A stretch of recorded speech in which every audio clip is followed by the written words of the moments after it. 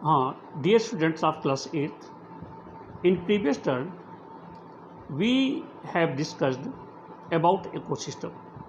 That I told you, an ecosystem is made of all the plants, animals and microorganisms in an area along with non-living components such as climate, soil, river, deltas, etc. तो ecosystem को maintain रखना बहुत ज़रूरी है। इसके बाद professor Ahmad explain about red data book of to the children. He tells that the red data book is a source book which keep a record of all the endangers animal and plants. मतलब red data book एक ऐसी किताब है जिसमें इंडेंजर्स animal और plant की जानकारी दी गई है और इसमें बताया गया है कि कौन कौन सी जातियां जो हैं, कौन कौन सी प्रजातियां इस समय इंडेंजर्ड स्थिति में पहुंचती जा रही हैं, अर्थात निकट भविष्य में अगर उनकी रक्षा नहीं की गई तो दे विल बी एलिमिनेटेड। तो डिफरेंट टाइप की रेड डाटा बुक्स हैं, प्लांट्स के लिए अलग है, एनिमल्स के लिए अलग है, अदर स्पीसीज के लिए अलग हैं। तो होता ये है कि the excursion party then enter deeper into the forest under the guidance of Madhav. ये जो पार्टी थी प्रोफेसर अहमद, पहली, बूझो, उनके कुछ मित्र और माधव जी, ये धीरे धीरे चलते हुए पचमढ़ी के जंगलों के अंदर चले गए। They all near the Tawa reservoir to relax for some time. Paheli observe some of birds near the river. Paheli ने वहाँ तावा रिजर्वायर के पास कुछ बर्ड्स को देखा। Madhav ji tells the children that these are the migratory birds. These birds have flown here from other parts of the world. तो इन बच्चों को लगा कि ये माइग्रेटरी बर्ड्स क्या होते हैं, माइग्रेशन क्या होता है। तो माधव जी ने बताया कि जब किसी स्थान की जलवायु इन बर्ड्स के अनुकूल नहीं रहती है, सर्दी बहुत पड़ने लगती है, तो ये गर्म प्रदेशों की ओर जाते हैं। जैसे साइबेरिया से उड़ कर के क्रेन हिंदुस्तान आते हैं। तो migratory birds fly to far away areas every year during a particular time because of climatic change. They fly for laying egg as the weather in their natural habitat become very cold and inhospitable.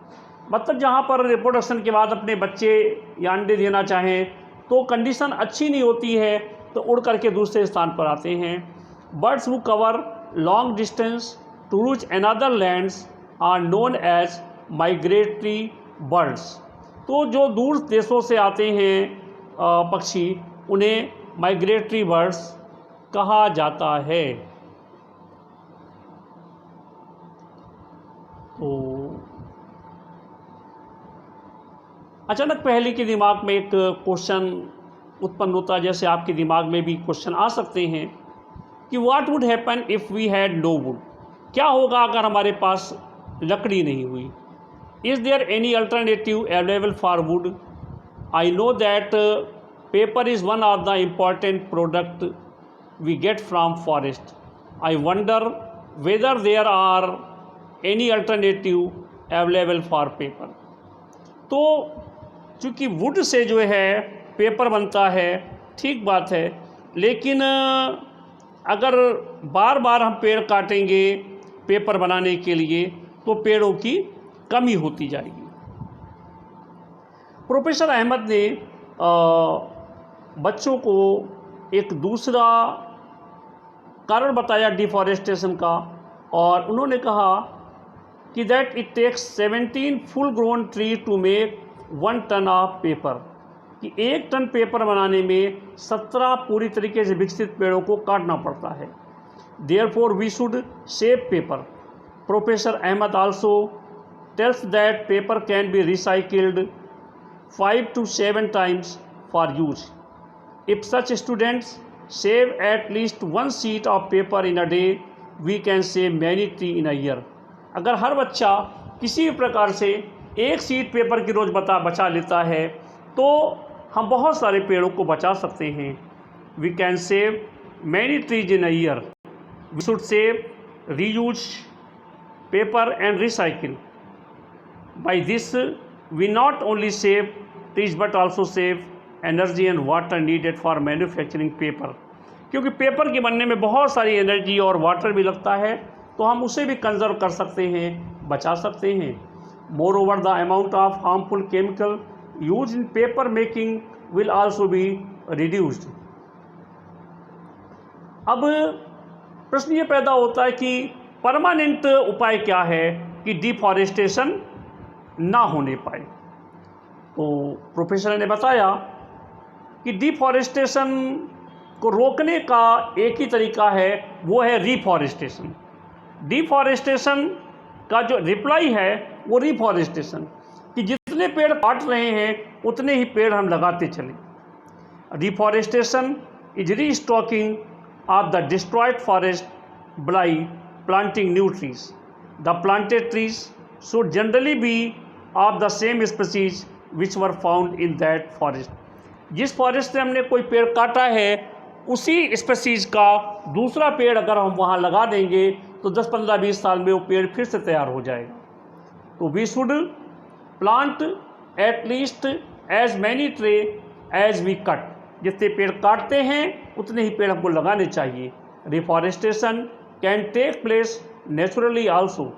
If the deforested area is left undisturbed it reestablished itself. In natural reforestation there is no role of human being. तो natural reforestation में human being का कोई role नहीं है। Have already made a tremendous damage of our forest. If we have to retain our green belt for generation, plantation of more trees is the only option. अगर हमें आने वाली generation के लिए हरा भरा अपना हिंदुस्तान रखना है, हरी भरी नेचर रखनी है, तो हमें पेड़ तो लगाने ही पड़ेंगे। इसके अलावा हमारे देश के अंदर we have the forest act. This act is aimed at preservation and conservation of natural forest। और इसके द्वारा जो है हम कंजर्वेशन और प्रिजर्वेशन कर सकते हैं अपने फॉरेस्ट का, और पेड़ ना काटें, ये अच्छी बात रहेगी। इसके बाद माधव जी बच्चों के साथ वापस आ जाते हैं और इस लेसन के द्वारा हमें ये मॉरल मिलता है, ये लेसन मिलता है कि we have to protect our natural wealth, plants as well as what? Plant as well as animal. That's all. इसके क्वेश्चन आंसर जो है हम मंडे को भेजेंगे आपको, उन्हें करके रखेंगे और आज इस लेसन को पूरा एक बार पढ़ लेंगे। और आपको जो भी प्रॉब्लम महसूस हो तो आप मुझे फ़ोन करके पूछ सकते हैं। Good bye.